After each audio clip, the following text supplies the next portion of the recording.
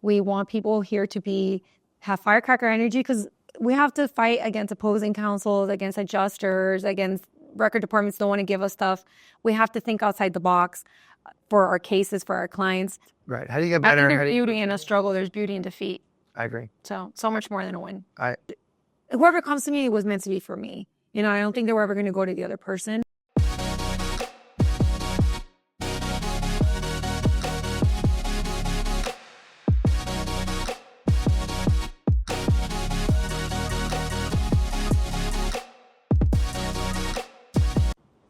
So welcome back to a very, very, very special episode of the Success in South Florida podcast. We are here today on location at Amanda Demanda's office. Amanda, we've been friends now for a few months. We met each other at PIMCon in Arizona, and you were so gracious to have us here today to interview you and really see the whole production, everything that you have. So thanks so much for being on my show in your amazing studio. Oh, well, thank you for coming. I truly appreciate it. I love sharing with people in our community that want to grow and do the hard work that we need to do to represent people in our community. So thank you for coming. Yeah, it's, we've talked so much. It's all about community, especially for our South Florida community. And so we met, you spoke on stage at PIMCon, which was the very first PIMCon was put on by Rankings in Arizona a few months ago. It was your speech was fantastic. Thank you. Laura and I were there, and I'm like, we need to be friends with her. Oh, thank you. Yeah, so not only is she doing cool things, but she's in South Florida and really cares about the community. So your speech was great. So let's kind of dive in, right? This is the Success in South Florida podcast. So let's talk first just about you growing up, and your ties to Miami and South Florida. Well, I'm born and raised in Miami, in Kendall specifically, so more of a suburbs girl. Now that's totally populated, so it's no longer the suburbs, I suppose. But come from a Cuban family, so they were first generation immigrants. I'm first generation born here in the States, and I spoke Spanish at home first. And I got to kindergarten, I was like in the ESOL kids group, and then I learned English. So I always say English is not my first language, even though I was born here. But I think a lot in Spanish, and I think the way I process everything is based on your community. And that's how I think most people operate, especially if you kind of grew up and were born in the same location and you kind of carry that with you from your childhood. So my whole focus and everything I've ever done in any different degree I was doing or job I've had is to give back to the community. That's just kind of what moves me.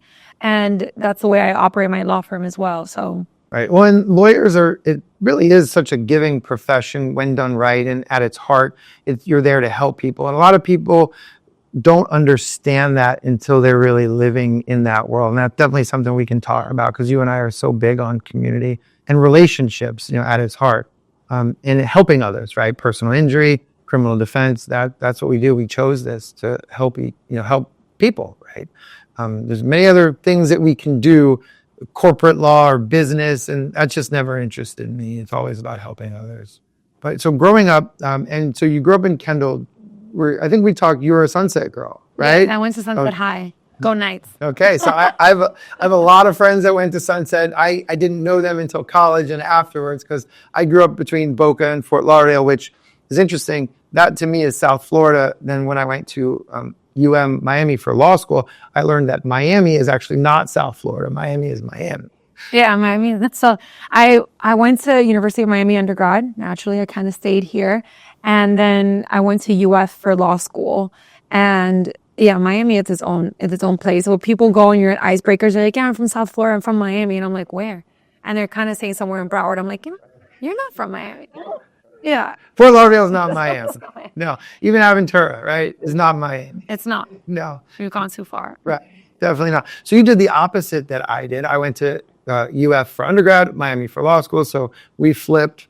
Yeah. Okay. So how was your experience at UF? And when did how old were you when you decided you wanted to be a lawyer? Because I know it's actually not your first career. No, it's not my first career. I never knew.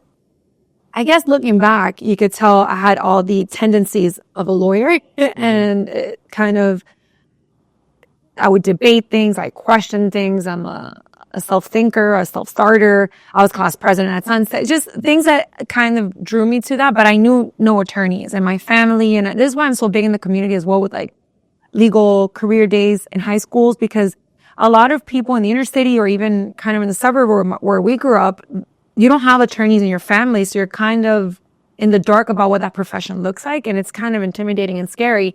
So I never said, okay, I'm going to be a lawyer, but I started doing different things that I really like marketing and broadcast television. Those were my first degree at University of Miami. I would produce the TV channel at UM. Are there clips? Are there old clips? Oh, we're not going to look for that. I'm sure I have them, but I also used to produce like their equivalent of like SNL. So I may have made some skits. I don't want No, okay. We don't want to. We'll save those for a good 10, 15 years from now. But so it was just a natural progression that I ended up where I'm at, because through marketing, I ended up doing the marketing for big tobacco or companies that were just very legally involved in other things. So I was like, wow, I really still like the law. And that kind of interests me. And then I started meeting some lawyers, even though they were doing more corporate stuff. I was like, that's something I really like and I want to do. And I always say I became a lawyer kind of for my ego, because I wanted to be like, I'm a lawyer. Right. What I'm telling you has more weight. And unfortunately, I would be in conversations with people and they wouldn't want to not value my opinion or what I was saying, but they would be like, well, let's see what the lawyers say about that. Right. You're the marketing. Yeah, you're the marketing girl. And I was like, guys, so I kind of did it with that intention, thinking I was still going to stay in marketing or production. And law school changed my heart and the way I saw things. And I decided I wanted to represent my community and the people. And that's how I was really going to be involved with them. Because doing corporate law, I mean, if you're doing it for the money, you can make money in many ways. Right. What we do, I really do think is a labor of love. Absolutely. Absolutely. And I truly believe through education, you give power to the people. And especially what we do at our firm, and I know you guys do the same, is you tell everybody, I say, look, now we're your family or your friends who happen to be lawyers. So now when you're at that Sunday barbecue and you don't know who to call us. Because if you're in a car crash, we don't handle that. But we have amazing people that will be able to help you. If you need a will, that's not us, but call us. We're the same way. Right.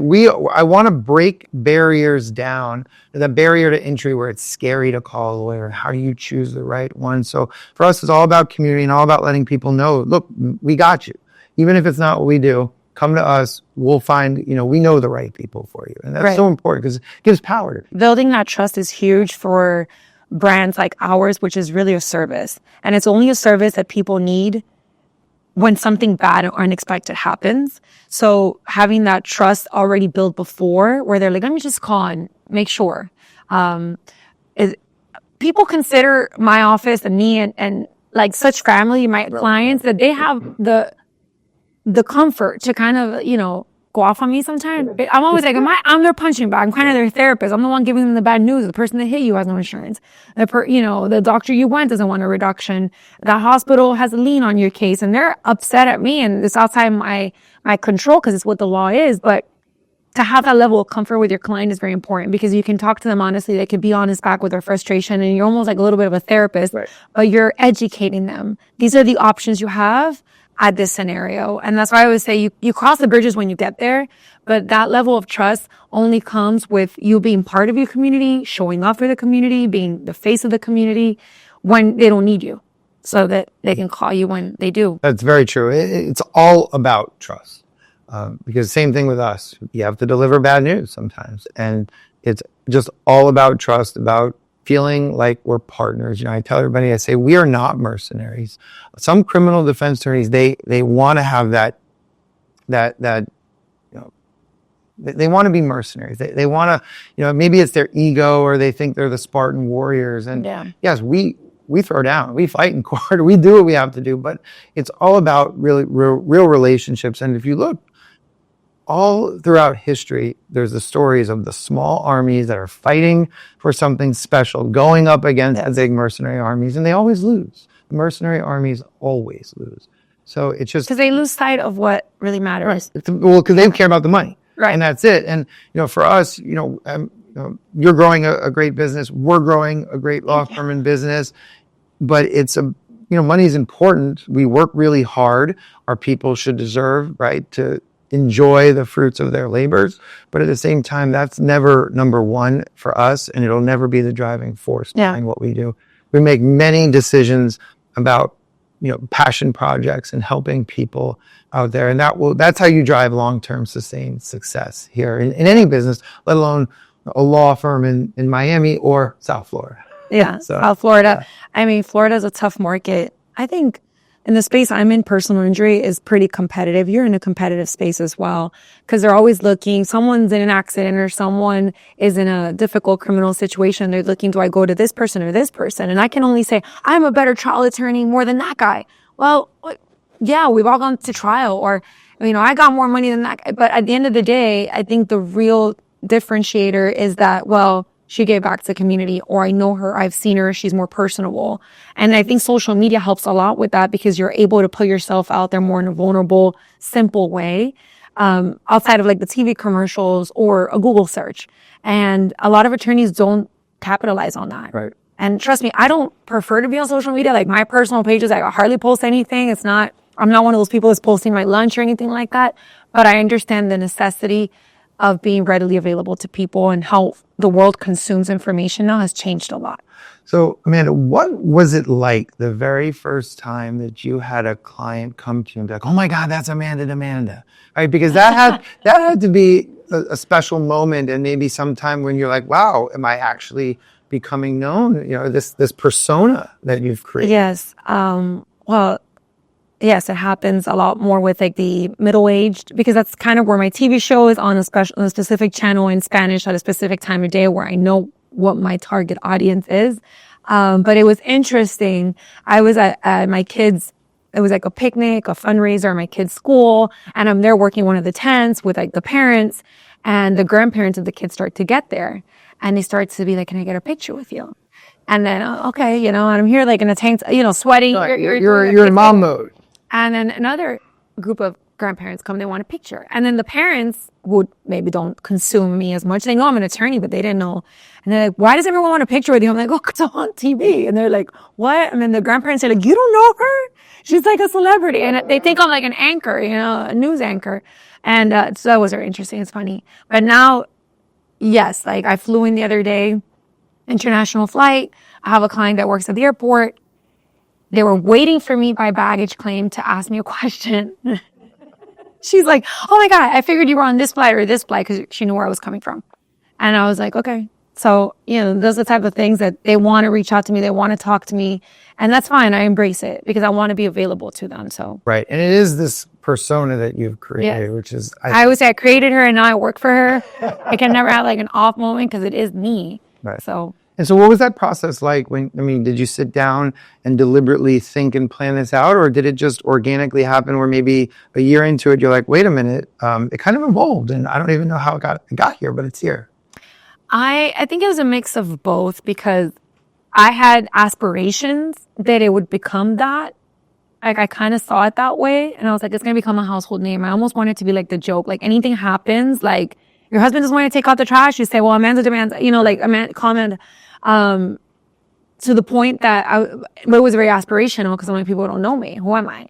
And with that in mind, I just kind of went designing everything that way, and it does pan out. Obviously, when you have a vision and you put it into work and stuff, but it was aspirational in the beginning. And it's funny because I never thought of myself like everyone's going to know me, Right. I wasn't trying to be a celebrity, but it kind of snowballed into that because of all the branding and marketing efforts we do. But it is funny. It's right. Still funny to me. Well, when you've done a great job of mixing kind of the old school TV with the new school social media and different channels of marketing, especially having somebody that's a female, that's younger, versus some of the old established players. So what's that been like for you to kind of carve your niche in there and really take on some of the old, the old guys, right? It's a bunch of old white guys. Yeah. They kind of dominate the market down here. So what have you done? I don't think about them. I don't consider them my competitors. Like, every vendor I've worked with, a production company, an ad buyer, a website company, they're like, okay, well, tell me who your competitors are. And, so we can mirror their follower, all these tracking they do and things like that. And I said, well, truly, I don't have a competitor. In my mind, I don't have a competitor. Who else is in my industry? I can identify who those people are, but I really do think I bring something so different and refreshing. And whoever comes to me was meant to be for me. You know, I don't think they were ever going to go to the other person. So, or the other attorneys. I don't think of them as competitors, because I don't go in thinking I'm going to produce a commercial and I say, so-and-so did this, so-and-so did this. How can I do it the same but better? Or I don't even look at that. I said, how would I want people to think of me? And even it's like some of the commercials we've done, I try to give it more of a social media feel, but I'm delivering it in a TV medium. Okay. Because people, even my grandma's consuming Instagram or Facebook, and they just want to see it quick, and they want to see it pop, and they want to see transitions. Like when you're on social, you'll talk and you go like this, and then that transition, and then you're here. So I try to do the same things in my commercials, so that it just feels different. It feels more refreshed. It feels modern. So you're basically bringing just your vision, and you're focused on, you know, what you like, what you think, your complete vision. And it's funny because we actually say the same thing in our firm, that we don't have competitors either. We look at our competitors as Amazon and Google and Starbucks and just companies that are known for giving great, you know, consistently great product or service and having great customer service. The Ritz-Carlton. Right. So that, you know, especially with speed of delivery now, people want answers, and they want answers fast, right? Nobody has an attention span. I barely have an attention span. Yes, I know. So I do too. It's hard. Right. So, you know, we have the kind of the same beliefs in that, because we're not looking at, oh, well, this lawyer down the street, you know, is doing this, so we need to do it but better. It's just, what's our fresh new take on it? What's the psychology of how people are consuming information now? Before, in TV production, and I think Juan can attest to this, when you had one shot like this and you're talking, you had to do it in one read, because it was taboo to do what they call a jump cut. Right. Like I messed up and I say, well, take again. And you put that same thing and it jump cuts. That was like a no-no. Like, and now all bloggers and everything, they almost jump cut on purpose. Right. Even though they're talking like this, they go like, you know, like it's constant. And that's like feeding your brain. So even though you may be taking the same 30 seconds to say a message from a boring, like traditional attorney commercial to what I'm doing, but just the transitions we're putting in it is tricking the brain to think you consumed it faster, and it's associated to what you enjoy on social. And little things like that just really take the brand to the next level. Right. They get engraved in people's heads. Right, exactly. I'm scrolling and it's boom, boom, boom. Like I liked her commercial. I don't know why, but I consumed this. Like, hi, I'm attorney so-and-so. Shake a client's hand. There's a voiceover. Right. Well, and also that's so... and they're beautiful. But those are more like better suited for when I go to your website and I see like who you are as an attorney. But if you want to capture the audience fast, you know, I study a lot of things like that. Just like I study human psychology for the jurors, like what fonts they like, what colors to wear, and things like that. I do the same thing when it comes to marketing. Right. Yeah. And well, that's why you're so innovative, you know, and I think it's all about innovation and staying ahead of the curve rather than being behind it. And the great thing is lawyers traditionally are very behind the curve. They're not that forward thinking innovator group. I know there are some in your industry in PI, but for us, it's pretty easy because most of the criminal lawyers, they're great trial lawyers, but they're the cowboys. They just show up and go, oh, I could read a police report and try that case tomorrow.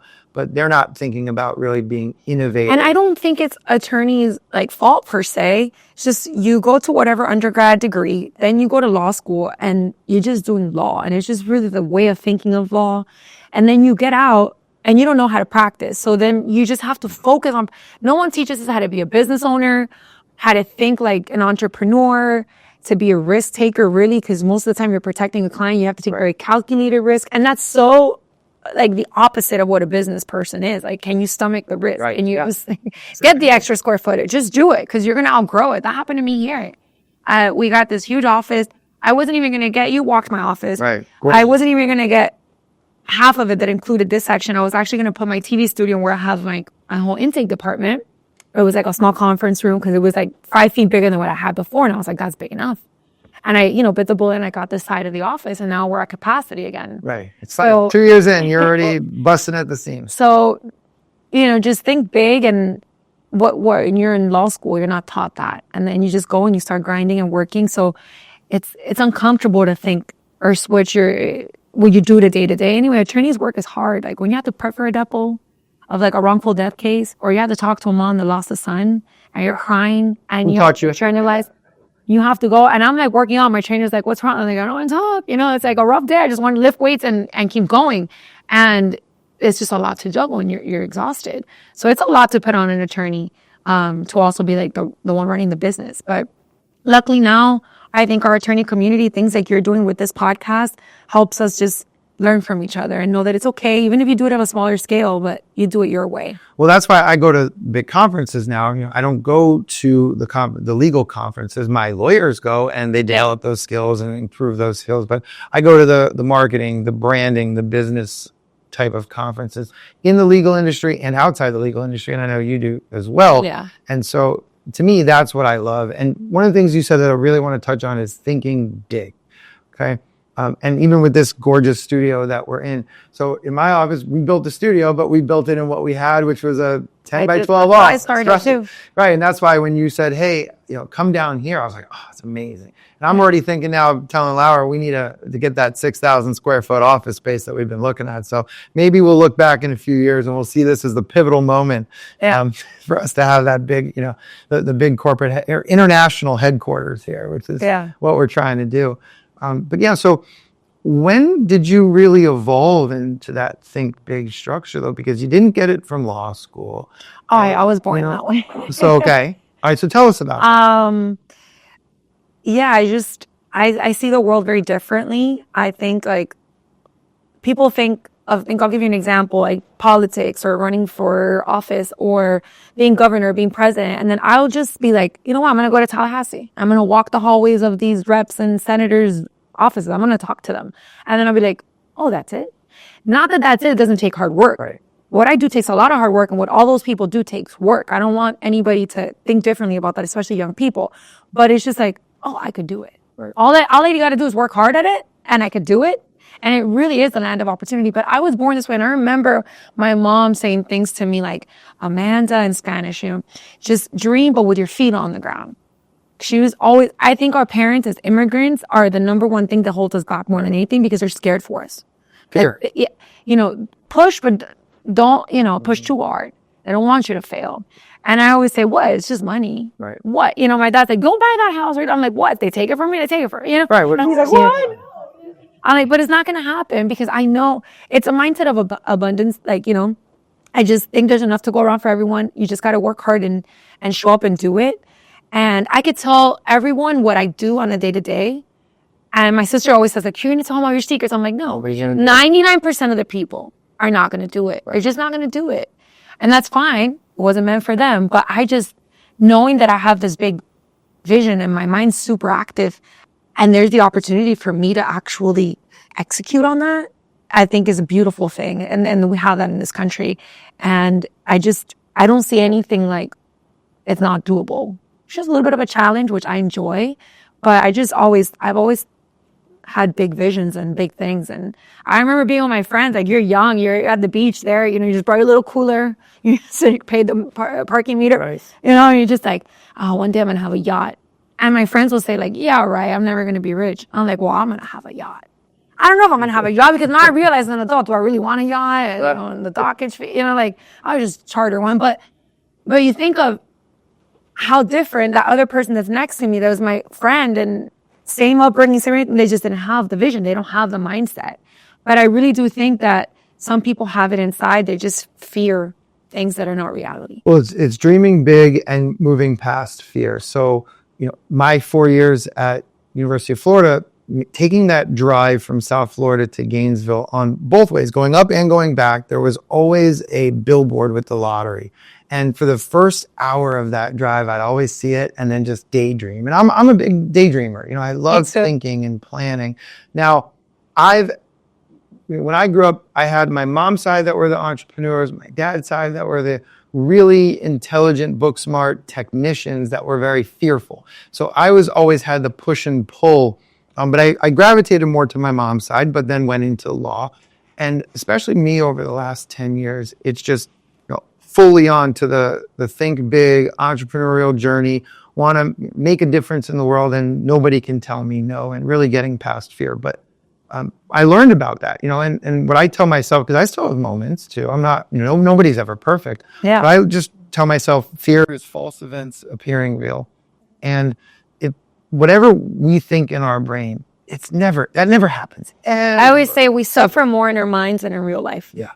you know, because everyone said, well, you're going to do this. What about this? What about this? And I'm like, if one of these things happens and I get to that moment, I will cross that bridge. I will make the best decision at that moment. And then I'll go from there. And I'll never look back. I'm not the type of person that says, what if I would have chosen this instead of it? What if I chosen orange instead of pink? I don't know, because that's not what happened. And who cares, right? So now I got to operate from this journey, this path. But a lot of people dwell on that. Right. You know, and they blame themselves. Yeah. So. Well, and I think it's as long as you learn from it, right? So, you know, now again, what's the worst that can happen? I mean, I still look back and I'm like, well, man, in 8th grade or in 9th grade, what if I just asked out the pretty girl, right? What's the worst thing that happens? She says no, right? I know. Big deal. And so I'm learning through that. And again, we may have people that love us. And this is for everybody. I really want everybody to listen to this. We may have people that love us and have, you know, their best intentions, but a lot of them subconsciously will hold us back, right? You know, by putting their life experiences and their fears, either consciously or subconsciously, to what they're telling us. And it doesn't mean that our family and our close friends aren't amazing people. They are. They're wired a little differently. So I think everybody and they've had different experiences. Right. You know, my parents come from Cuba. My mom she lived in Venezuela her whole childhood, then came here to college. My dad just came straight from Cuba. At 17, got here and just started working construction. And then he built his construction company, never grew it too big because of fear. Right. But his family, everything was taken from them in Cuba. My grandfather did 14 years political prisoner. Wow. They used to do very well in Cuba until the revolution. And I think there's that mindset of like, I had everything and they took it. So don't get comfortable and don't push too hard. And you just have to break all those barriers and all those things because you are carrying people's traumas, people's experiences, and they didn't happen to you. You know, and this happens a lot with a lot of generations and a lot of young people I see. They're like, yeah, but my grandma was oppressed. Or are you? No, you're not. Why don't you just break that mental barrier? And it's hard though. I mean, I'm not a psychologist by any means. Amateur, right? Through your clients. But I always say I do the work. I listen to master classes. I listen to books. I'm not a good reader. I'm dyslexic. I read very slow. So I have to listen to everything in audible. But I try to give myself these tools and these little things I can go back to and these quotes. And I'm like, no, it's fine. Because like you said, we still have our days. I'm pushing the envelope. I have 40 families that, you know, live off of this project we're doing. And I still have fun with it every day. But can you stomach it? And if it's not for you, it's not for you. You don't have to put yourself in those predicaments. But I do think that I didn't wake up and I was like, I'm going to be an attorney.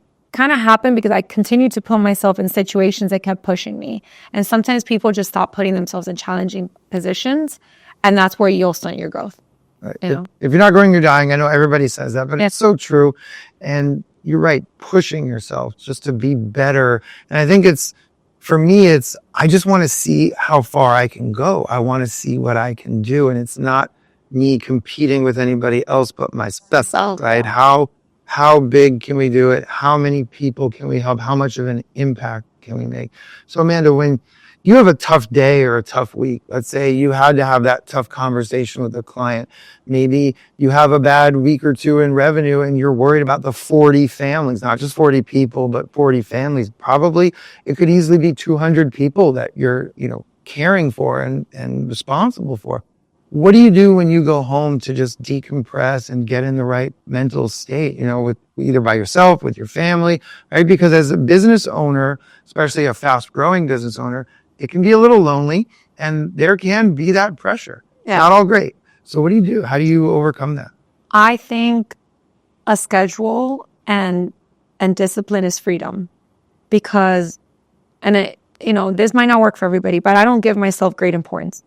There's people that are worse off than me, people that are suffering, people I represent, people I employ that may be going through their own personal things. So I just don't give myself that much of an importance. I just say, that's fine. This too shall pass. And I stick to the plan. I work out twice a week. I go to my kids' baseball game. I go to my daughter's gymnastic thing. And now it just snaps me out. It corrects me, you know? And in those moments, I've always been the type of person that I'm very present in whatever I'm doing. I'm here, I'm here. Nothing else matters. You're not on the phone. You're not checking in. I'm not. I'm at my kid's baseball game. Nothing else matters. Because I give that moment the value and the weight it deserves it really does help me completely disconnect. I also love doing outdoor stuff. Like we'll go to the Keys and we have our own like boat, but I'll pack the cooler, I'll carry the cooler, I'll dive for my own lobster. Cause like when I get like physically exhausted, then I really get to, just sleep and so working out, I hate working out, to be clear. No, I don't think anybody would say, yeah, I want to go lift today, but it's on my schedule and I show up. I dress up and I show up. That's one of my models, dress up and show up, because to me, if you're hard on yourself, nobody else is going to do it for you. Right. You think anybody cares if you worked out? No. Or anybody with all the problems everyone has, they're going to go fix yours? No, because they have their own problems to go figure out. So you need to be taking care of yourself. And I do that through very rigid like schedules, and I push myself. It's on my calendar. It's getting done. Well, and I think that's something a lot of people struggled during COVID, especially the first few months, was that we are so regimented, and even people that are disorganized, they're used to their regimen. Yeah. Right. And when people got thrown for a loop, people didn't know what to do. Yeah. And that was one big contributing factor, just people kind of going crazy for a little bit. And I was a high school basketball coach for 10 years. And one of the things that I learned is that people, especially teenagers, but people in general, crave discipline. They crave structure.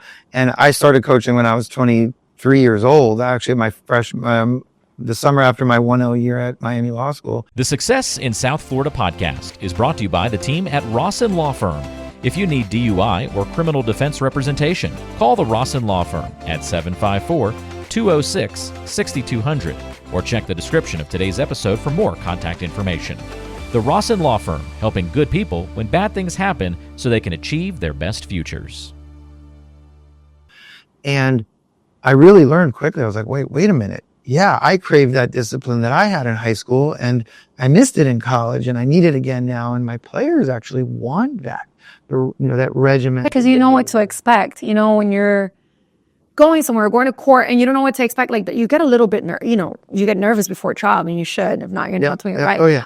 But because it's the unknown. But when you know your routine, you're like, okay, I got this, right? So being in constant fear of like the unknown and a daily thing, I mean, I don't think anybody could physically sustain that. It's your nervous system is going to be shot. And I think that happened during COVID. And I think there's a lot of people that were like, yeah, remote work, because it's cool to think I'm home and I could just be more relaxed. I don't have to drive to work. I don't have to wear that nice suit every day. But I think that they are ignoring how much of that habit you get your coffee, you talk to your friend about, some BS. But that little moment, that's therapeutic. It is. And if you eliminate that, and then you eliminate the fact that you went out to lunch with the girl from accounting, and then you eliminate the fact that you were forced to go to a 5K from your corporate office because you didn't want to run, but you went, those are social interactions that build your character, build who you are, maybe like wear you down, get tired. If you're just working remote by yourself, isolated, you're going to miss on all those tools that are just given to you by life. And I don't think people think about it that deeply. And then they're kind of left in a vacuum. Right. I couldn't agree more. I love having a random day here or there to stay at home and just crush work. Yeah. But we're social people. I want to come in the office. I want to see my team, walk the halls, say hi to everybody, do all of our things. And it's either that's part of the simulation that we're all living in. I know that's a whole different story for a different day, or that's just what us as human beings really crave and want and desire. And one of the things about the unknown that I've now been really learning about I have 2 young boys, 2 and 5. With my 5-year-old, I just recently, last few months, I've started to realize, like, wait a minute, this is the first time he's experiencing this, or the first time he's going to experience this place or this situation. I'm like reflecting back. I'm like, oh, it must be kind of scary for a 5-year-old to see all these things new, but it's not scary to me because I've done it 50 times. I've done it 100 times. So I'm trying to deliberately explain to him, right? Oh, this is where we're going. This is what we're going to do. It's going to be really fun. And we do that with our clients too. I always tell our clients, I say, look, we are that warrior, that defender for you in court, but at the same time, we're the expert tour guide that's been down this path. I always say, listen, we're going to go to our deposition. Me and the attorney are going to start to banter. We're going to have a conversation. This is routine for us. Right. You're going to be super uncomfortable. You're going to be very nervous. So we try to do mock runs of it and all those things because it's true. I mean, and you know what's happening too with young lawyers, the remote work and all the motion calendars being on Zoom, They have to go in person for one evidentiary hearing. Forget trial. They don't know where to park at the courthouse. Right. Walking up those steps is very intimidating. To an attorney that's never been in the courthouse and you're going to go pick a jury, you're never going to go. And to me, that's really the real conclusion and result of that is where access to court is becoming more and more limited because people don't go to court by themselves. They have an attorney. And if all a generation of attorneys are going to become so desensitized to being in court or being scared to go to court, they're not going to go. And I think it's a huge disadvantage to having everything by Zoom, which I know is very comfortable for people that have been to court and had that. I was lucky enough to have a good 10 years of going to court before everything changed. But it is a scary thing. No, I agree. You know, I've had about a good 15 years in on that, and I completely agree. But when you're right about these younger lawyers, that everything is so impersonal, and communication has become a lost skill. And for us growing in a period of 2 years from 6 to 13 to 20 total employees, our communication loops were thrown haywire, and we worked Have you so seen when hard. they do the diagrams of communication loops? Yes. It's like To go from 2 to 3 to 4 and then 5. It's just incredible. Yeah. Right. And so we've spent so much time working on training ourselves to how to actually communicate, which is interesting. But when you do that, then you have better communications, you have a better team, you have better enrollments, you know, everybody's happier. And it's not just with us, it's with the clients, it's just with everybody. And I think communication is quickly becoming a lost art in the new world. Yeah. So. And as humans, communication is everything. So it's in many different ways being hindered. And there's also a lot of the information the young people are getting is just by social media. And there's a lot of misinformation or a lot of opinions that get glorified. Like this idea that people don't need to go to college. That's fine for some people who have an entrepreneurial personality, you know, or tendencies, and they were just born that way. I probably could have done fine without going to college because I'm like this, like I'll figure something out. But not everybody has that.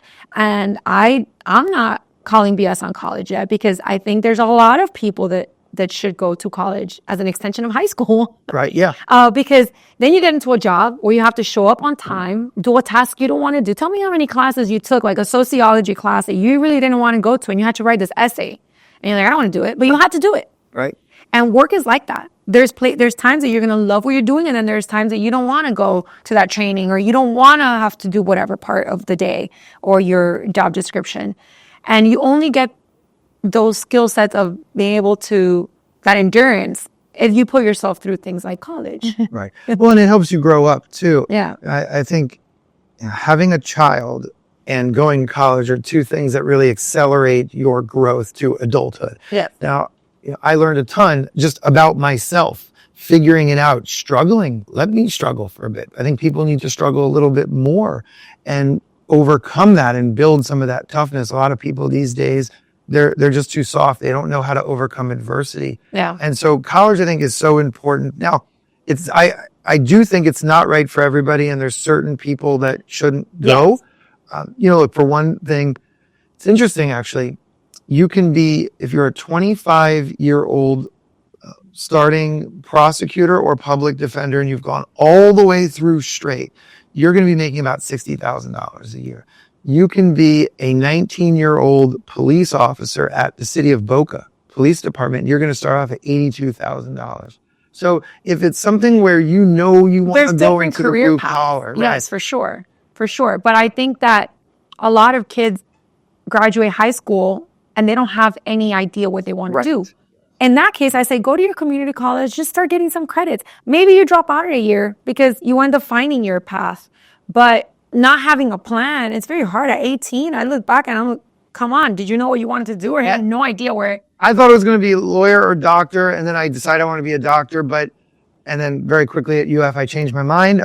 Chemistry got me at UF, but I figured it out. And did I know I wanted to be here today? You know, criminal defense? I don't know. I always say this, like the time's going to pass anyway. So while you're trying to figure it out, just get some credit. Right. Just go and meet some people in college, because that might spark your interest. Man, I'm like this guy, but I'm not like that. So maybe, what is he doing?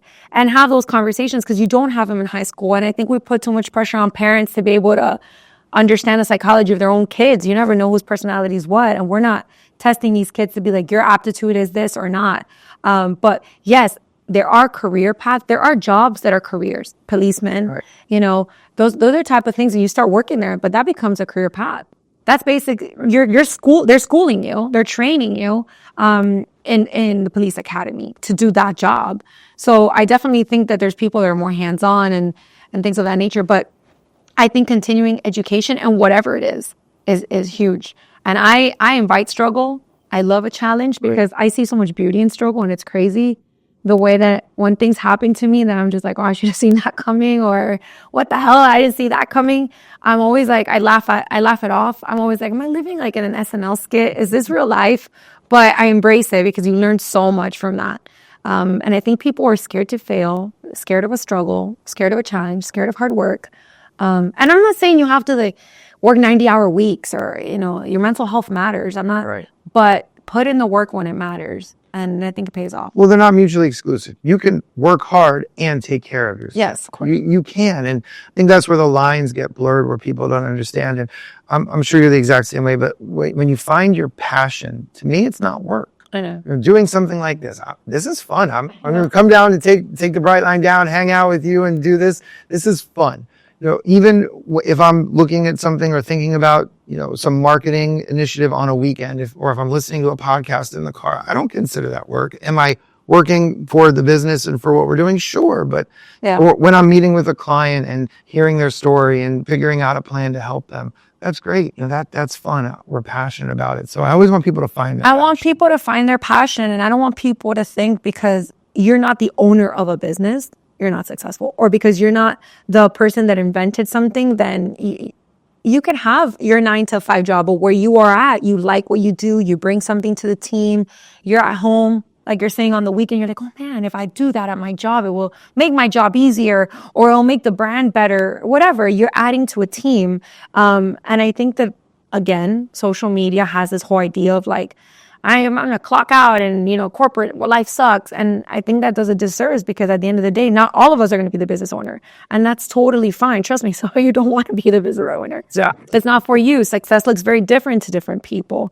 But I do encourage everyone to think big in whatever their role is and whatever their capacity is. You know, you don't have to try to be someone else. So how do you bring that culture to your team, right? You have 40 people on your team right now, and there are many different roles in your law firm. But how do you bring that down to maybe a legal assistant, a paralegal, one of your intake people? You know, how do you bring that passion and the culture so that way they're not just like, well, I'm here when I'm here, and when I'm gone, and it's completely separate, right? Because most fast-growing businesses, there is some of that where it might blend, and especially when you have that passion. So Yeah. that's something we're learning a lot about ourselves here, but I want to hear how you're doing. Well, I'm not going to tell you it's perfect. We're very much at the mercy of the people and the talent we have, and whether they gel together and how we get there. I will tell you this. We put a lot of efforts and a lot of budgeting for employee events, and keeping harmony as much as possible and people excited about what we do. All the community events we do for the community, they're like part of marketing efforts, we invite our team to be part of, so that when I stand in front of them and I talk about my worldview or my mission of helping people, it's not just me saying it and then being a action backed up. And if anybody in my office has a project that they're passionate about, their church or what, we offer to go out there, pass out things, put up a tent, sponsor their carnival, whatever it is. So we make them feel like they are not only part of the team, but they can also lead in it. And a big part of the way I operate, I don't like to micromanage people. I like to give them their liberties. We have systems in place and softwares in place, but I like to make sure to do it in a rhythm that works for them. Like, I'm not a morning person. Like, that's not the time you're going to catch me being super chippery and talking. I'm more of a night person. But if someone's not a morning person, I'm not going to be like, this is the time that you have to go and call your client to be chippery, because they're going to be like, it's not my moment. So I try to give people that leeway. And we try to track metrics, but we also have our core values that we really try to live up to. And the acronym is the FORCE. So our first one is firecracker energy. We want people here to have firecracker energy, because we have to fight against opposing counsels, against adjusters, against record departments don't want to give us stuff. We have to think outside the box for our cases, for our clients. So we want people to be vibrant, Right. and uplifting, because we deal with very heavy things. And if through the phone we're not uplifting, we don't bring people up. So by trying to keep that level of, like this week we're having here in our business complex, there's a 5K. We'll have the whole team coming out to it. We make t-shirts with our core values, depending what event we're doing. So it's going to say firecracker energy. And then we have, we're results driven, not only for monetarily what we get our clients, but we have, I'll talk about but I was trying to do it in order. Results driven. We do metrics, and we have a lot of bonus trackers for the teams, like for the different departments by team.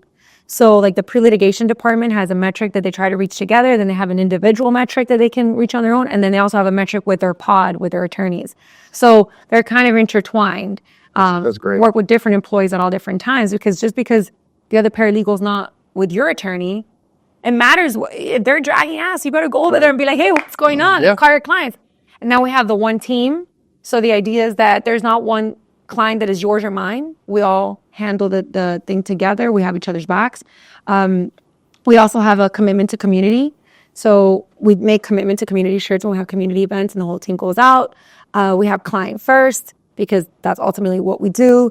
And then our last one is excellent reputation. Quality to me is over quantity any day. Right.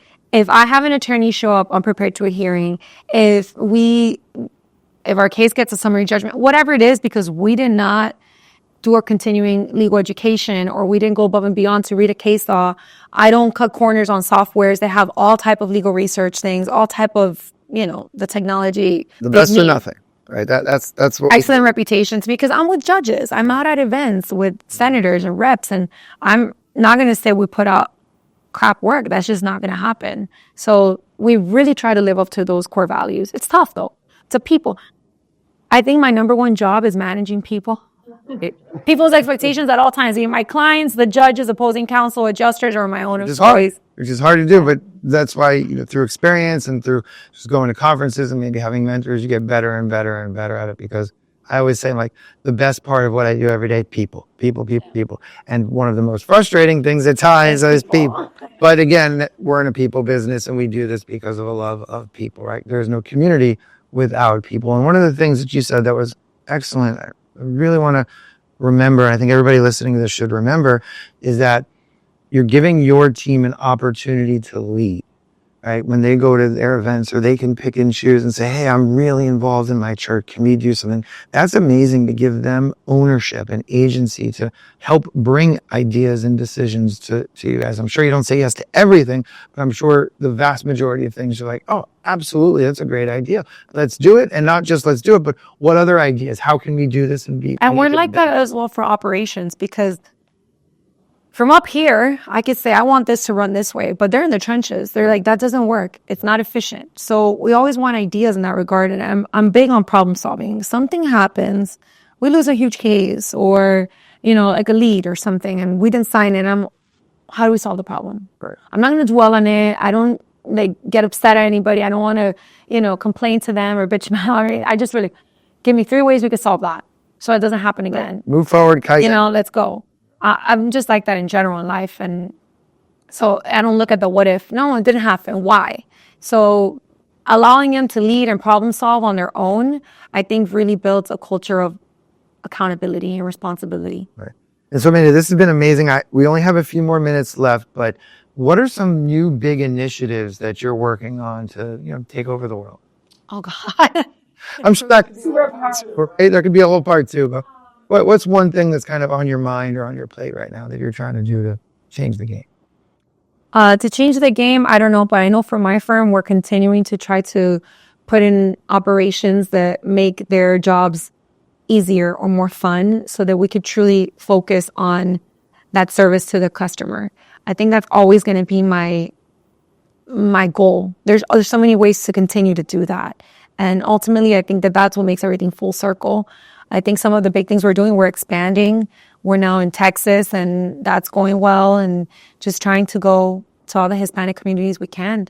and explore what that looks like, because, law firms are a different type of business. It's not like I could franchise it. Right. Well, in some ways, maybe. Yeah. But then I don't want the quality to suffer. Right. And exactly. So how we do that, I'm in no rush. I'm having a lot of fun with it. And as long as we're doing the good work in the communities we're in, that's all that matters. Right. Because for us too, we want to grow, but we want slow, sustained growth, because we don't want to wake up one day and go, wait a minute, what did we turn into? This isn't what I wanted. Exactly. We want to have great customer service, great client care, amazing results, and just grow the right way, because it's a lot easier to cut corners and do one of those high volume, low fee kind of impersonal businesses or law firms. But that's not what I want. I know that's not. And it's not sustainable. Right. And look at the trajectory of those firms. Right. Exactly. Okay. So, second to last question, big question here. I want you to think about this. I don't ask everybody, but I'm going to ask you, because I know this will be a good one for you. Do you love to win, or do you hate to lose, and why? In general, or like in my cases? Just in part of just you, life, general. Right? What motivates you more? Is it the thrill of winning, or preventing the agony of defeat? I think I hate to lose. Okay, so that's what I say. And Manny, who's the managing partner, that's what he says. We're also we're just big Tim Grover fans, and just for us, it's being athletes before. It's that just not fear of losing, but just hating to lose. Yeah, it's very competitive. Well, yeah, I like the challenge. Right, losing gives me more of the dopamine hit than the winning does, and sometimes, because it's more the motivation. So why? Well, then you can just figure out ways to correct or improve. I think if you just win, and I was going to say, for my client's sake, losing is hard because it's someone's life. Right. That is tough. Yeah, I'm with you, and I respect everybody's opinion. It hurts more than like a win. Right, feels good, right? Good, yeah. That's me too. It's a deeper cut, and I think it's a bigger motivator. Yeah. Too, at least for me. So that's something. So I've always been fueled by a loss. I've always been fueled by a hater. Right. I've always been fueled by that type of negative stuff. Everyone's like, I don't want negative energy in my life. I'm like, well, just a little bit. Right. I always say, I'm like, it's okay. Tell me I can't do something and see what happens. I have things happen to me now that we're growing and we're doing these things and we're just kind of here. Like I said, I have no competitors. I'm just having fun. We come up with these crazy ideas. We don't care what anyone says. And then I'll have something reach out to me, or, you have a target on your back. And I'll be like, no way that person said that, or I'm not that important. I'm like, no way. I don't care. Right. Or then they confirm it. Yeah, they did say that. And I'm like, oh man, I'm not important. So to me, it's either way. It's going to be like, cool, Right. And that's when I lose, it hurts. But then I'm like, okay, cool. What do we do with this? Right. How do you get better? There's beauty in a struggle. There's beauty in defeat. I agree. So much more than a win. I couldn't agree more. Okay. So people listening to this, where can they get in touch with you? How can people find you? Obviously, if anybody's in, needs a personal injury lawyer, car crash, right, slip or fall, medical malpractice, anything like that, right? But just on social media, how can people get in touch with you? Well, if you Google us or you look for us anywhere on the web, amandademanda.com is our website. 844-DEMANDA is our phone number.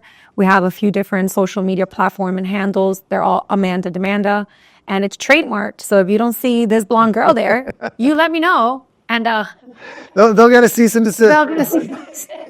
So there's only one of me, but they can find me. We try to make ourselves accessible, but it's amandademanda.com. I think it's the easiest place. Perfect. Well, Amanda, thank you so much for hosting our show here in your gorgeous studio. Anytime I can spend time with you, it's going to be a good day for me. Thank you. I had a great time chatting. Awesome. I know we can talk forever about all the stuff we do.